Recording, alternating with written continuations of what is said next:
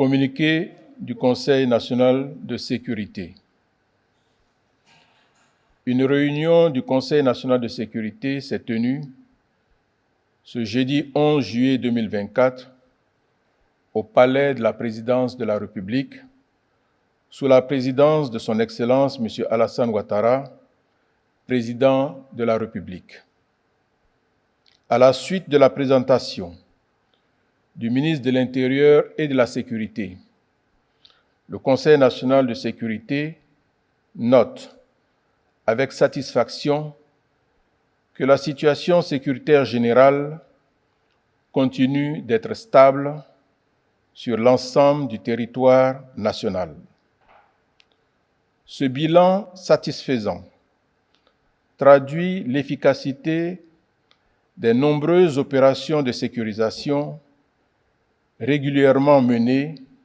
dans notre pays. À ce titre, le Conseil national de sécurité se félicite des excellents résultats enregistrés dans le cadre de la lutte contre l'orpaillage illégal en Côte d'Ivoire. Ces résultats remarquables sont le fruit des actions menées par le groupement spécial de lutte contre l'orpaillage illégal, créé en 2021, et la brigade spéciale de surveillance et d'intervention, dont une base avancée a été installée en janvier 2024 à Noé par le ministre des Eaux et Forêts en vue de lutter contre la pollution des fleuves transfrontaliers Tanoé et Bia entre la Côte d'Ivoire et le Ghana.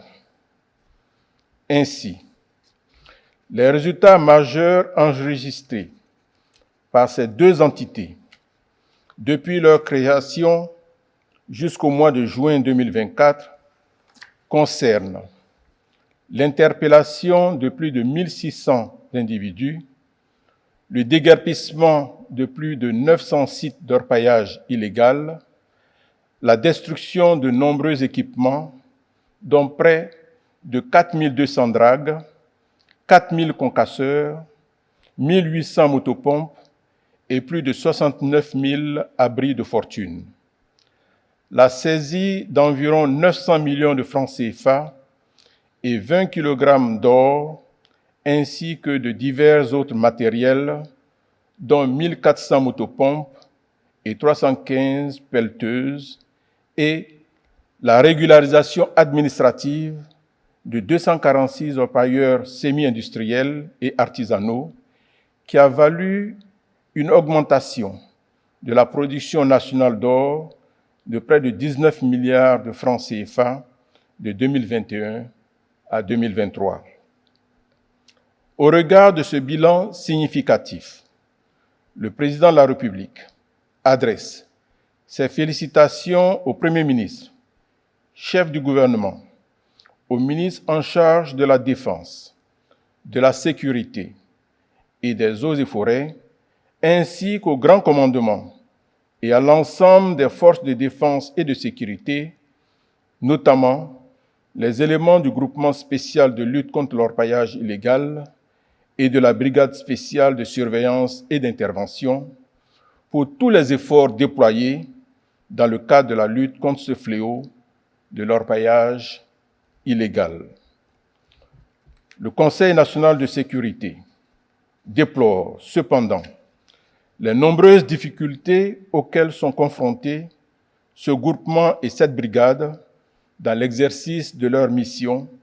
notamment l'hostilité de certaines populations locales favorables à l'orpaillage illégal.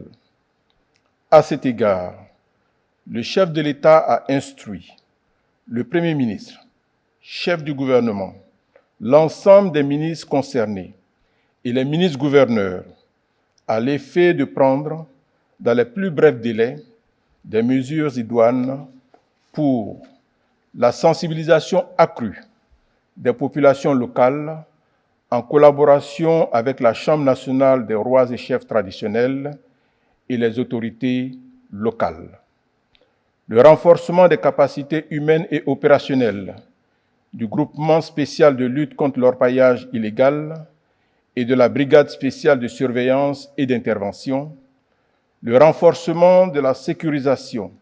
et de la coopération transfrontalière dans les zones frontalières impactées et la mise en œuvre diligente du dispositif ivoiro-ghanéen de surveillance des fleuves Tanoé et Bia. Par ailleurs, le Conseil national de sécurité note avec préoccupation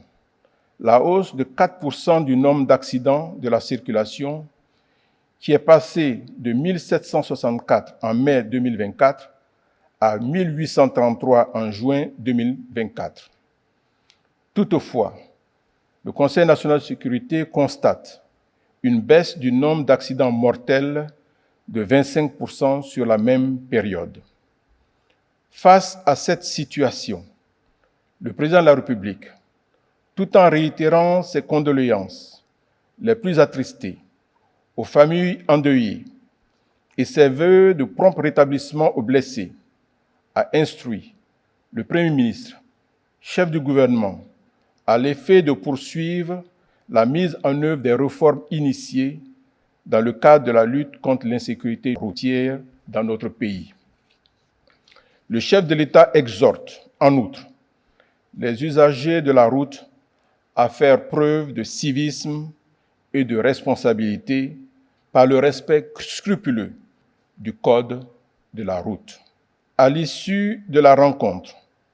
le président de la République, satisfait du bilan sécuritaire général, a réitéré ses félicitations au Premier ministre, chef du gouvernement, au ministre en charge de la Défense,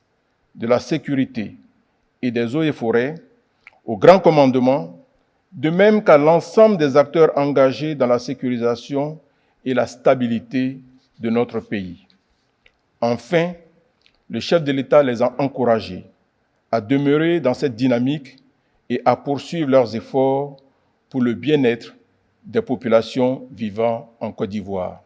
Fait à Abidjan le 11 juillet 2024.